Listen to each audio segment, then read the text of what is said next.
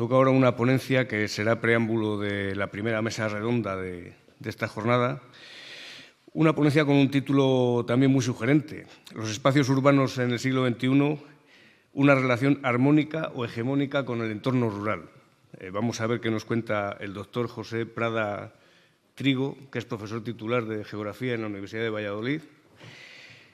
Y a pesar de su juventud, pues ya ha trabajado en sitios tan de interés como el Consejo Superior de Investigaciones Científicas o en universidades de Latinoamérica, en Ecuador y Colombia, y en Chile.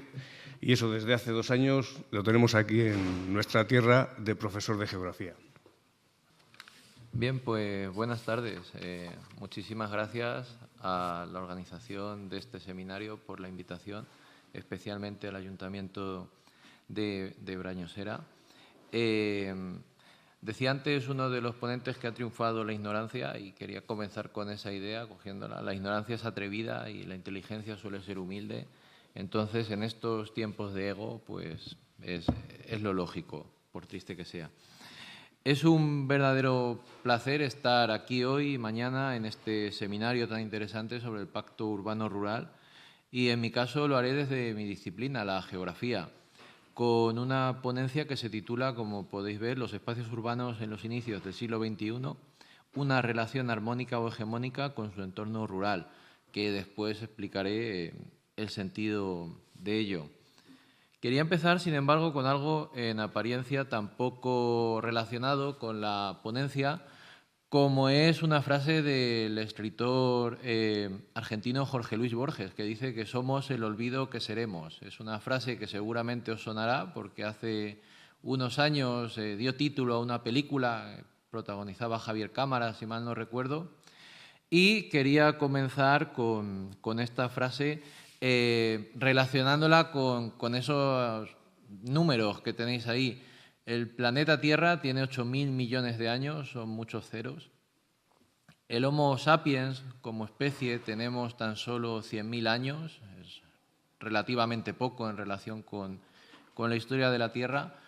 Y las primeras ciudades, los primeros asentamientos, allá en el creciente fértil, en lo que hoy es Irak aproximadamente, tienen unos 8.000 años.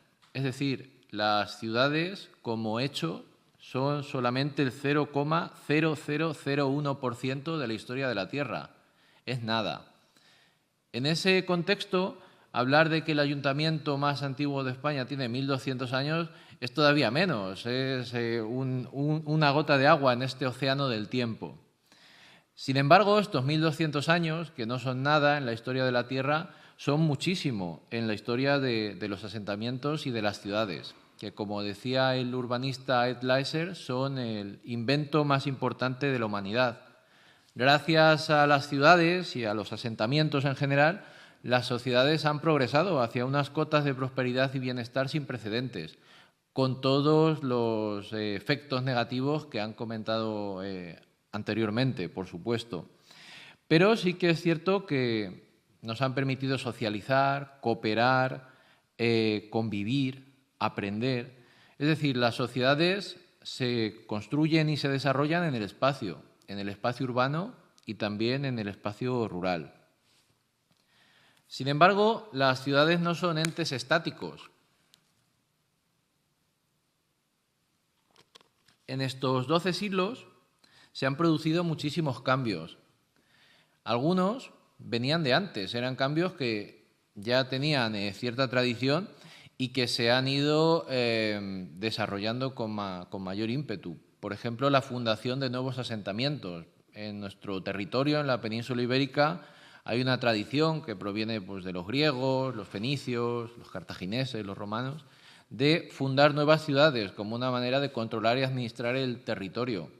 A partir del siglo XVI, con la instalación de los europeos en América Latina, pues se genera una nueva red urbana totalmente distinta a la anterior, superpuesta, con unas características diferentes. El plano en damero, la separación de usos, nuevos edificios e incluso con unas instrucciones válidas para todo el continente. A día de hoy Si visitamos cualquier ciudad, desde México hasta la Patagonia, podemos encontrar estas trazas coloniales y esta homogeneidad. Es decir, la ciudad ha sido, a lo largo de la historia, una depositaria de innovaciones técnicas y sociales. Ha sido un reflejo de la historia de nuestra sociedad. Otras transformaciones, sin embargo, han sido revolucionarias. En estos 1200 años ha habido transformaciones que no venían de antes, sino que se han producido ex novo. En ellas es en las que me voy a centrar ahora. Podríamos estar hablando durante todo el día de hoy y parte del de mañana, seguramente, pero por cuestiones de tiempo y de aburrimiento, pues las vamos a poner bajo el paraguas de la revolución industrial y vamos a tratar de hacer una pequeña síntesis. Revolución industrial, por cierto, no quiero dejar de mencionarlo, que tuvo mucho interés en la cuenca minera palentina. Como sabéis, desde un punto de vista de la zona norte de España, pues la cuenca minera palentina tuvo un papel relevante en esta serie de cambios sociales, políticos, económicos, demográficos y, por supuesto, espaciales, que contribuyeron a crear el planeta urbano que tenemos hoy, que ya han mencionado antes que yo.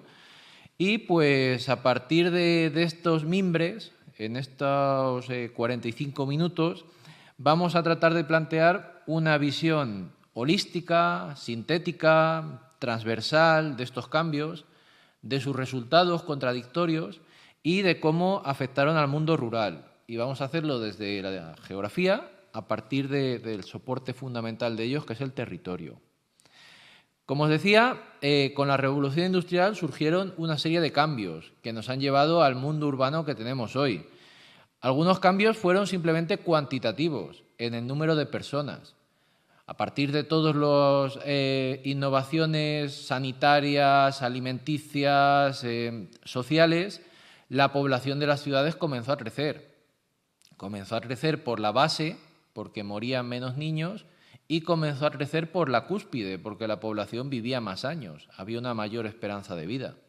Esto hizo que la población de las ciudades experimentase un crecimiento natural. Junto con este crecimiento natural, en paralelo, se dio un crecimiento migratorio, y aquí entran los espacios rurales.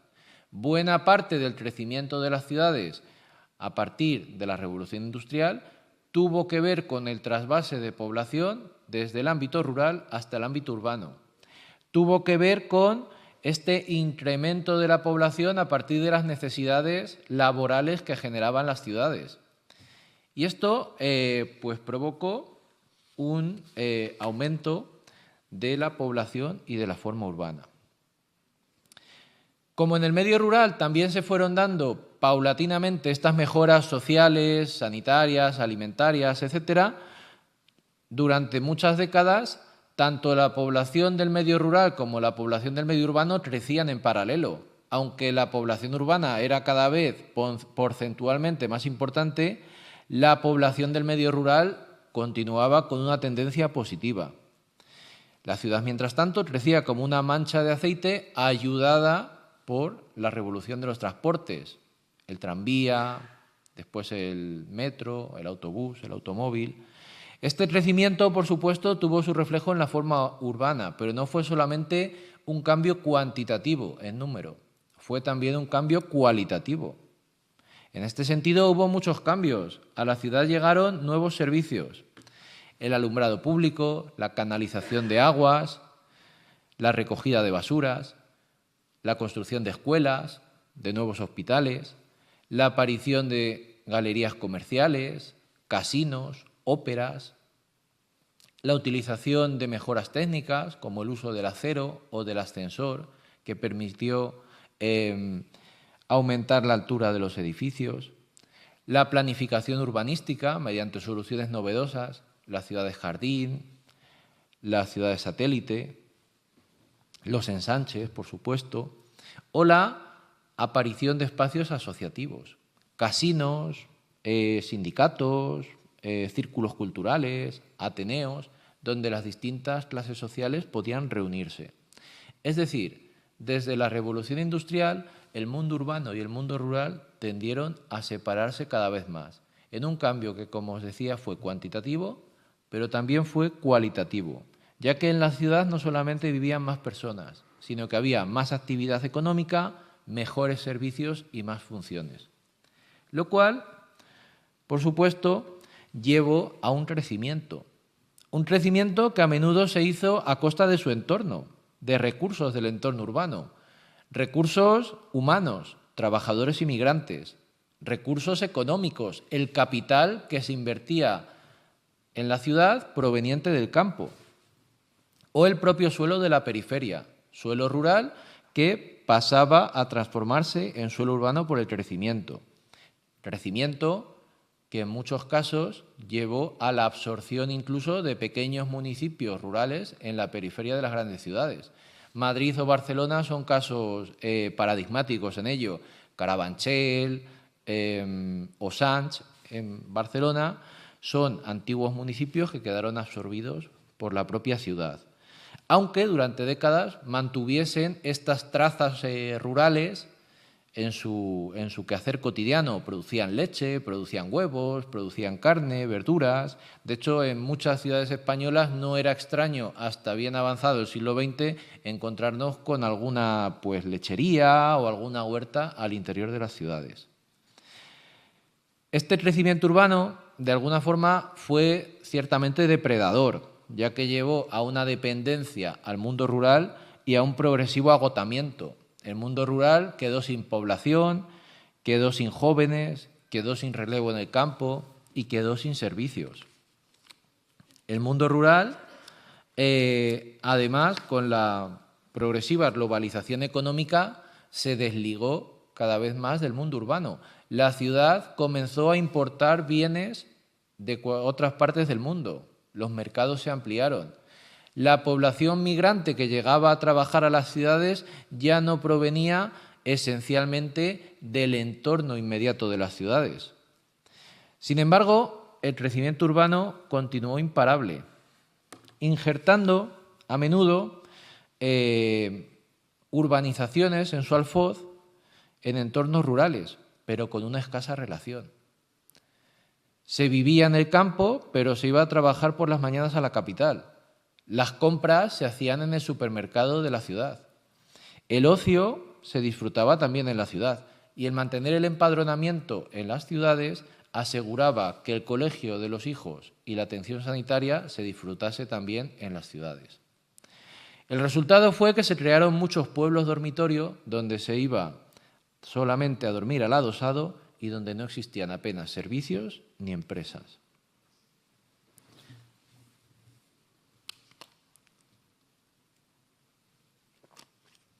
El resultado es que el mundo es hoy más urbano que nunca, pero es menos urbano de lo que será en el futuro.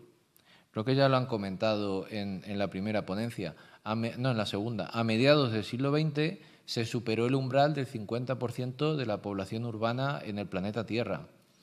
En algunas regiones, como América o Europa Occidental, este hito se había alcanzado bastante antes. En el caso de España se alcanzó a mediados del siglo XX, cuando, como sabéis, con la modernización agrícola y la industrialización urbana se produjo una salida de población del mundo rural y una llegada a las principales ciudades que ya se venía dando desde hacía décadas. En regiones como la nuestra, pues data desde finales del XIX o inicios del XX, pero que supuso el quiebre definitivo en esta dinámica urbano-rural. En otras partes del mundo, como África o Asia, todavía este proceso está inacabado y se espera un incremento de su población urbana en el futuro. Sin embargo, hay dos falsos mitos con este tema de la urbanización global, en los que me quiero detener un poco. El primero es que este es un proceso que no está encabezado por los países ricos, y el segundo, que la mayoría de la población no vive en las grandes ciudades. En el primer caso, si tomamos las principales ciudades del mundo actualmente, podemos encontrarnos que solamente 3 de ellas se encuentran en los llamados países del norte global. 2 en Japón, Osaka y Tokio, y una en Nueva York, en Estados Unidos, que hoy encabeza seguramente las portadas de muchos periódicos. El resto, como podéis ver, son ciudades que se encuentran en países de Asia, de África y de América Latina. Este es un fenómeno que proviene desde mediados del siglo XX aproximadamente, ha generado un quiebre muy rápido, ya que en 1960 la situación era muy distinta. En ese momento, 12 de las 20 principales ciudades del mundo se encontraban en países de lo que podemos considerar el norte global. Como podemos ver, en 65 años se ha producido un cambio, una basculación muy importante en un proceso que se encuentra todavía inacabado. De hecho, las predicciones apuntan a que dentro de unos 65 años las principales aglomeraciones urbanas se concentrarán en África y en Asia, concretamente en las ciudades de la costa africana y en el entorno de la península de la India. Esto no es solamente una cuestión que tiene características geográficas, es una cuestión que tiene también características socioeconómicas. En nuestro caso, desde Europa o Norteamérica, hemos identificado una relación entre urbanización y prosperidad. La gente migraba a las ciudades porque había oportunidades económicas, de mejora de las condiciones de vida, de mejora de las condiciones sociales, de aparición de ciudades modernas y con servicios, que asimilamos como progreso y desarrollo. Sin embargo, en estas ciudades del sur global la situación es muy diferente. El modelo urbano predominante está claramente segregado entre una parte de la ciudad moderna, donde se concentra la élite política y la élite económica, y un conjunto de barrios informales donde la pobreza y la falta de oportunidades son la tónica general. En estos casos, el crecimiento de estas ciudades se explica por el éxodo urbano, de población que escapa de las áreas rurales, de una pobreza, buscando mejorar sus condiciones de vida, aunque no siempre lo consiguen, pasando a engrosar el conjunto de lo que se conoce como los parias urbanos. Por lo tanto, esa afirmación que hacíamos al principio de Ed Leiser de que las ciudades son un sinónimo de prosperidad y de bienestar, debemos tomarla con cautela en función de dónde la apliquemos. El segundo falso mito, en el que me detendré también brevemente, es que en todas las regiones del mundo la mayoría de la población no vive en este tipo de ciudades. Si nos fijamos en este pequeño gráfico de barras, en todas las regiones del mundo, incluyendo África y Asia, donde la población rural es todavía muy importante, la población que vive en ciudades de más de 5 millones de habitantes es menor que la población que vive en ciudades de menos de 1 millón de habitantes. Es decir, en casi todos los países, porque si hiciéramos un desglose por países nos encontraríamos otro tipo de datos, la mayoría de poblaciones vive en ciudades medias. En nuestro país es similar. En España, Madrid y Barcelona, con su población, no llegan ni al 25% de la población urbana de España. Mientras que si tomamos las ciudades españolas entre 20.000 y 1 millón de habitantes, suponen casi el 70% de la población urbana. Es decir, en el mundo existen más Palencias que Nueva York, lo cual nos debería llevar a pensar por qué la mayoría de ciudades, en lugar de fijarse en las estrategias que tienen éxito de su entorno, copian sin ningún tipo de crítica las mismas estrategias de las grandes ciudades cuando su escala y recursos son muy diferentes. Estas palabras, sin embargo, no pueden hacernos olvidar dos cosas. La primera es que es posible que la población no viva en las grandes ciudades, pero la mayoría de población, riqueza, poder político y empleo están en las ciudades, no en los pueblos.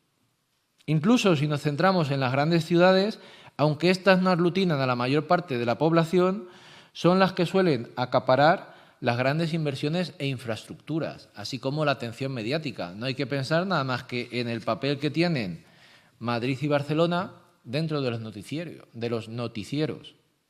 No llegan ni al 20% de la población total de España, pero son los que encabezan todos los telediarios, medios y hoy en día redes sociales.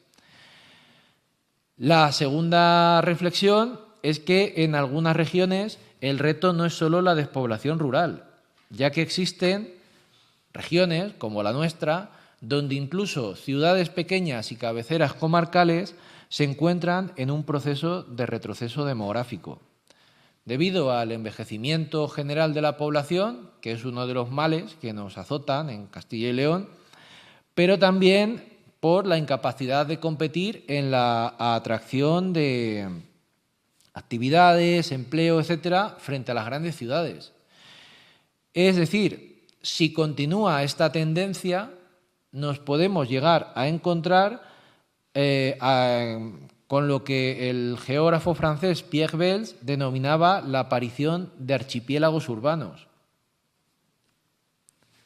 Es decir, la existencia de unas pocas ciudades muy bien conectadas entre sí, donde existe riqueza, empleo, poder político, grandes infraestructuras de transporte, rodeadas de un entorno desconectado, de un entorno donde la población, la riqueza o los servicios resultan menguantes, un entorno que se conoce como zonas sumergidas. Por poneros un ejemplo, hoy en día viajar desde Madrid hasta París o Londres, que serían algunas de estas islas del archipiélago urbano europeo, es más rápido y más fácil que viajar desde Madrid hasta Logroño, Huesca o Plasencia. No digamos ya desde Madrid hasta pueblos a unos 100 o 120 kilómetros de la capital. Por lo tanto, hoy en día la disponibilidad de conexiones entre las grandes ciudades es muy importante, quedando el resto de territorios sumergidos, rezagados y reforzando el archipiélago urbano. El resultado es lo que el geógrafo Pedro Reques denominaba una desvitalidad económica y demográfica en amplias zonas de nuestro país. En zonas, sobre todo interiores, que van quedando rezagadas, que van quedando en el vagón de cola de nuestro modelo territorial y que pues, han sido sobradamente representadas. Uno de los mapas más conocidos es este, el mapa 174, que hace unos años elaboró la red de áreas escasamente pobladas del sur de Europa y que llamaba la atención precisamente de este hecho, de estas diferencias abismales que existían en nuestro territorio. Por ello, es necesario establecer un pacto urbano. Es necesario un pacto urbano, pero un pacto urbano más justo, sobre todo entre ciudades medias y espacios rurales, que son los ámbitos predominantes. Y un pacto que tenga como finalidad evitar que se creen estas islas en el territorio. Un pacto, no nos olvidemos que no es entre iguales. Es un pacto entre unos territorios que llevan 3 siglos acumulando ventajas, las ciudades, y 3 siglos que llevan, y otros territorios que llevan 3 siglos acumulando pérdidas, los pueblos. Por lo tanto, es un pacto que no surge de una situación armónica, sino de una situación de hegemonía urbana, donde se concentra más del 80% de la población, del empleo y del PIB en una parte muy reducida del territorio. De ahí el título de esta ponencia. En este caso, ¿para qué pactar? ¿Qué gana la ciudad pactando si es el espacio ganador? ¿Es el espacio que tiene todas las ventajas? Bueno, en primer lugar, creo que pactando la ciudad gana algo. Gana que el territorio, que la relación urbano-rural en concreto se entienda como un sistema, en lugar de que pensemos los pueblos y las ciudades como unidades aisladas.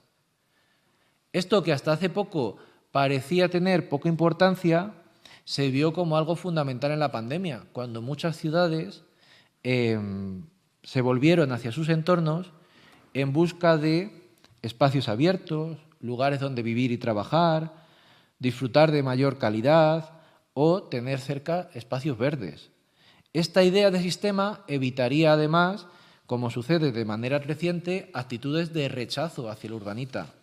actitudes hacia el otro que viene de la ciudad a pasarlo bien al pueblo los fines de semana, los puentes o las vacaciones y después se va de regreso a su burbuja donde no existen problemas como la falta de servicio, de empleo o de vivienda. En segundo lugar, pero muy relacionado con lo anterior, este pacto sería un elemento de cohesión territorial. En un momento como el actual, de auge de lo individual, de primacía de lo puramente económico, de ausencia de solidaridad, aunque lo que ha pasado esta semana en Valencia de alguna manera nos hace recuperar cierta esperanza en nuestra sociedad. Bueno, en un contexto general de aumento del individualismo, las ciudades podrían verse hoy como un vecino generoso que devuelve esos favores que se le prestaron en el pasado cuando necesitó la mano de obra y los recursos del mundo rural para crecer, y devolver hoy este favor a los espacios rurales no sería solamente una cuestión de justicia territorial, sería una cuestión también de hacer país, de cohesión social. Resulta complejo pensar que nuestra sociedad pueda mantenerse cohesionada si el bienestar territorial se concentra en una parte ínfima del territorio, en una parte que acapara la mayoría del empleo, la población, los servicios, los recursos. Esto lleva a que la mayoría de las zonas excluidas de este vagón del desarrollo, entre comillas, pues se sientan de alguna manera engañadas, se sientan fuera del modelo. Y esto de alguna manera seguramente haya contribuido al auge de partidos localistas con un carácter reivindicativo de estos espacios rezagados, en algunos casos incluso segregador, en territorios donde no existían previamente. Entonces, bueno, por ir terminando mi ponencia, creo que es necesario hacer un pacto. Y creo que este pacto, por supuesto, tiene que tener en cuenta la idiosincrasia de cada territorio. No podemos hacer un pacto universal y aplicarlo a todas las realidades territoriales de nuestro país. Sin embargo, sí que creo que puede haber unas pequeñas ideas transversales para pensar este pacto urbano-rural, que os voy a comentar brevemente, a forma de ir cerrando y de ir abriendo boca para la mesa que tenemos ahora.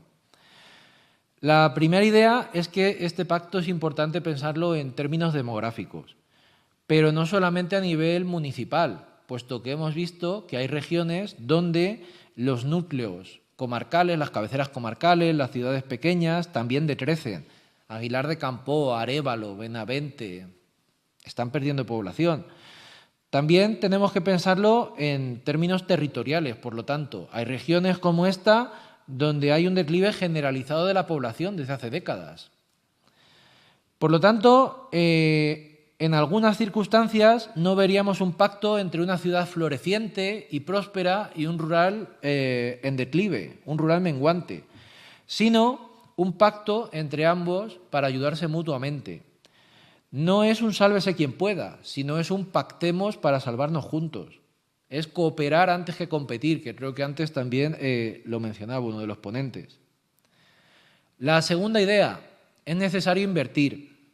No solo en 5G o en banda ancha, tiene que invertirse en escuelas, centros de salud, transporte de calidad, una oferta mínima de vivienda, de ocio, de cultura. Está claro que Internet es importante. Yo soy de pueblo y la cuestión de Internet es uno de los ejes actuales.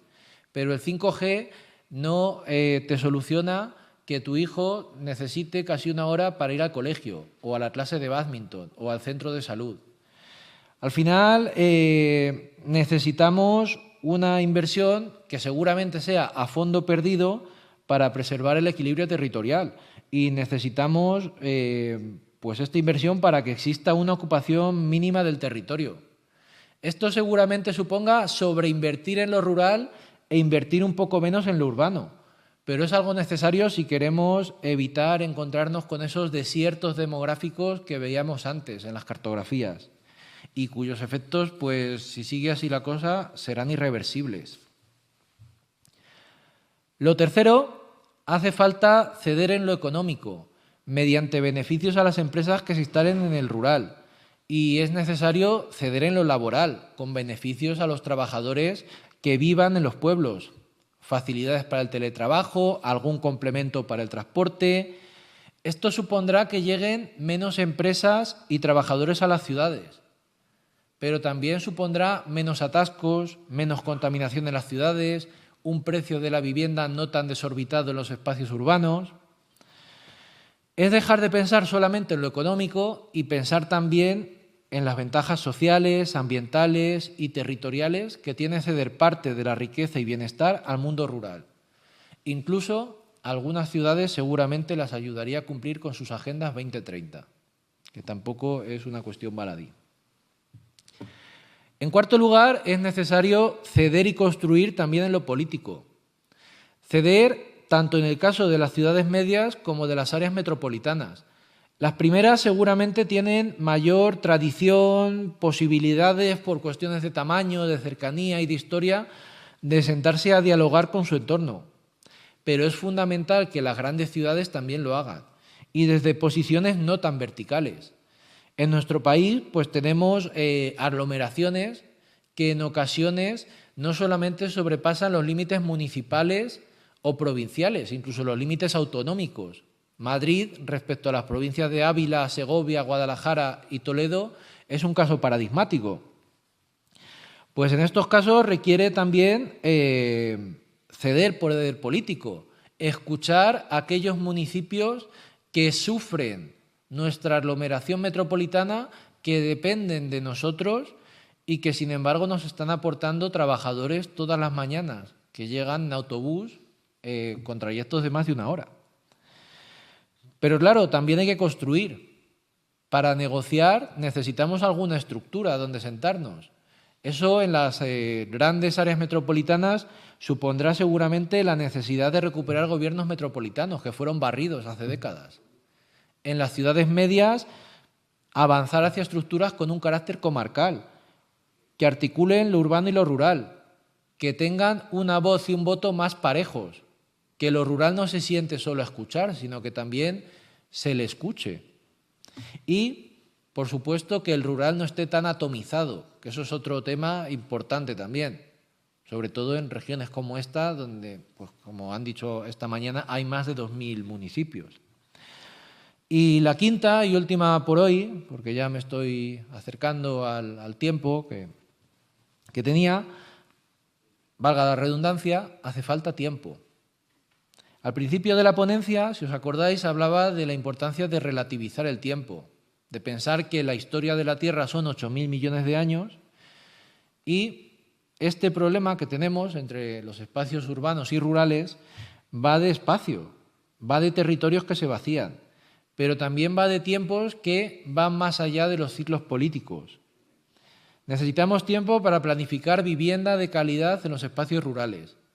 Necesitamos tiempo para plantar un nuevo tejido social que se integre en las dinámicas rurales, que creen comunidad y sobre todo que se queden, que no huyan espantados a los 2 años.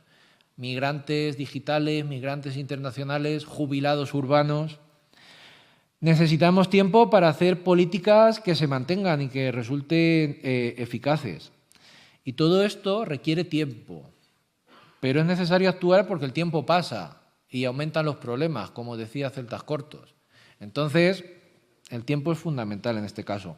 Con todo ello, no va a producirse un renacimiento rural, eso es imposible. Estamos en una sociedad urbana, no va a haber un reequilibrio completo, pero sí que puede haber un reequilibrio parcial, sí que puede haber un reforzamiento de las relaciones campo-ciudad.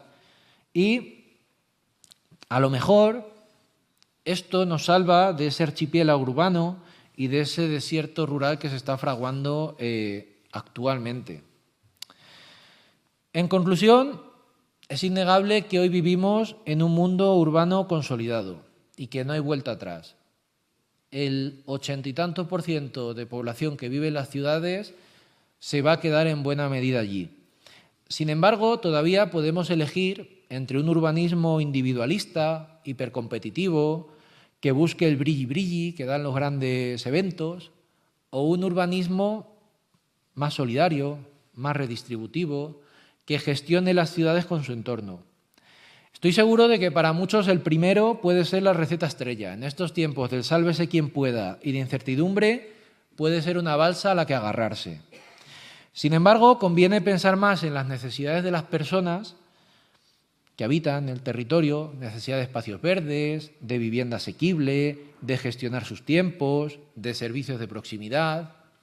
Esto es más importante que pensar hoy en grandes conceptos tan de moda como competitividad urbana, marketing urbano, planes estratégicos, que habitualmente benefician a las ciudades y empobrecen a sus entornos. Las estrategias de marketing pueden ser un atractivo canto de sirena para nuestros gobernantes, a menudo ávidos de salir en la foto del momento, de quedar en los anales de la historia de la ciudad. Sin embargo, conviene recordar también que esta ambición por perdurar es vana, ya que, como decía al comienzo de esta ponencia, somos el olvido que seremos. Por lo que es más estratégico seguramente pensar en la ciudadanía y en sus problemas reales. Esto posiblemente no sea tan glamuroso, pero probablemente ayudará a muchos gestores a dormir mejor por las noches con la satisfacción del deber cumplido. Muchas gracias.